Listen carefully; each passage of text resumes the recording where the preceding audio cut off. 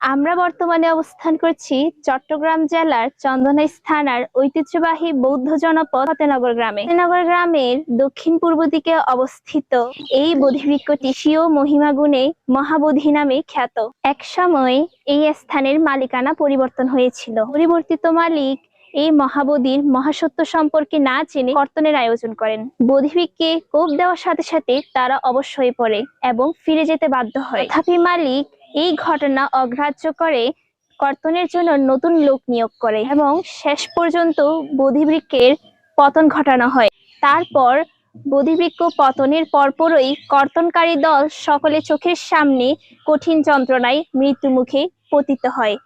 এর দুদিন পরেই বেলা 10 ঘটিকার সময় শত শত লোকের নিষ্ফলক দৃষ্টির সম্মুখে পতিত হওয়া বোধিবৃক্ষটি বিশাল দেহ নিয়ে পুনরায় দাঁড়িয়ে যায়। পরবর্তীতে স্থানীয় জনগণ প্রত্যক্ষ করেন মহাবোধি বোধিবৃক্ষের আরো এক মহাসত্য। এক অমাবস্যা রজনীর ত্রয়োদশ তিথিতে বৃক্ষমূল হতে নয়নমুগ্ধকর এক রূপ ধূমোদ্গীরণ হতে লাগলো।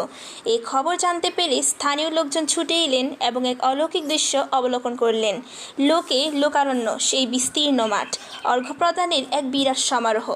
এর দুদিন পরেই অমাবস্যা তিথিতে বেলা 10 ঘটিকার সময় শত শত লোকের নিষ্ফলক দৃষ্টির সম্মুখে মাটিতে পতিত বোধিবৃক্ষটি বিশাল দেহ নিয়ে ধীরে ধীরে ঠিক পূর্বের মতোই দাঁড়িয়ে যায়। তখন বিপুল জনতার সাধুধ্বনিতেই মুখরিত হয়ে উঠল মহাবোধি প্রাঙ্গণ। সেই বোধিবৃক্ষই ওই দিন থেকে আখ্যায়িত হলো মহাবোধি নামে এবং ইহার সেই দিনের নয়নাভিরাম দৃশ্যের কাহিনী ও গৌরবগাথা ছড়িয়ে পড়ল দেশের বিভিন্ন প্রান্তে।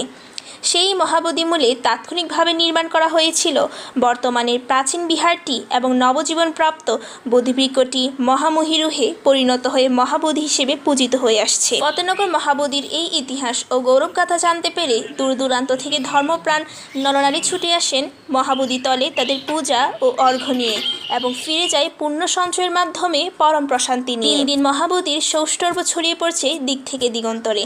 প্রায় প্রতিদিনই বিভিন্ন গ্রাম বা অঞ্চল থেকে পুণ্যার্থীদের পদচারণায় মুখরিত থাকে মহাবোধি প্রাঙ্গণ। ভিডিওটি ধৈর্য সহকারে দেখার জন্য অসংখ্য ধন্যবাদ এবং পরবর্তী ভিডিও পেতে আমাদের চ্যানেলের সাথেই থাকুন। প্রিয়াঙ্কা বড়ুয়া, মৈত্রী টিভি নিউজ।